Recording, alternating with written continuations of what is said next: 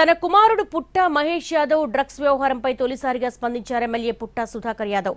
తన కొడుకు ఎప్పుడు తప్పు చేయడన్నారు, గుండె సంబంధిత వ్యాధికి స్టంట్ వేశారని, ప్రాణాపాయంలో ఉన్న వ్యక్తి ఎవరైనా డ్రగ్స్ తీసుకుంటారని ప్రశ్నించారు సుధాకర్ యాదవ్. అసలు బ్లడ్ శాంపిల్స్ తీసుకోకుండా ఎలా పాజిటివ్ అని నిర్ధారించారన్నారు.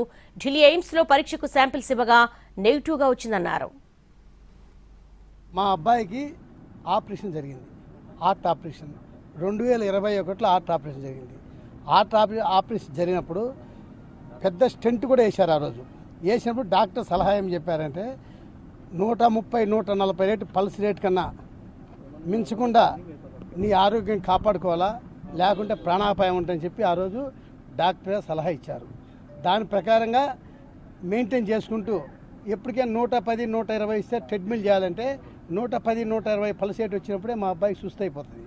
దాని ప్రకారంగా ఆరోగ్యం మెయింటైన్ చేసుకుని పోతాడు. ఆ రోజు కూడా పల్స్ రేట్ చెక్ చేసే 97 ఉన్నది. ఎవరైనా డ్రగ్స్ గిన తీసుకుంటే మినిమం 150 నుంచి 200 పల్స్ రేట్ పోతాయి.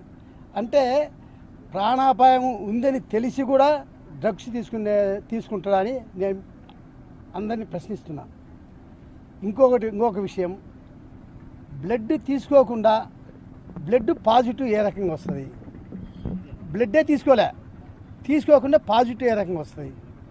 బ్లడ్ వాళ్ళు చెప్పిన మాట ప్రకారం బ్లడ్ తీసుకున్నామన్నా బ్లడ్ రిపోర్ట్ అవ్వాలంటే మినిమం 48 అవర్స్ పడుతుంది.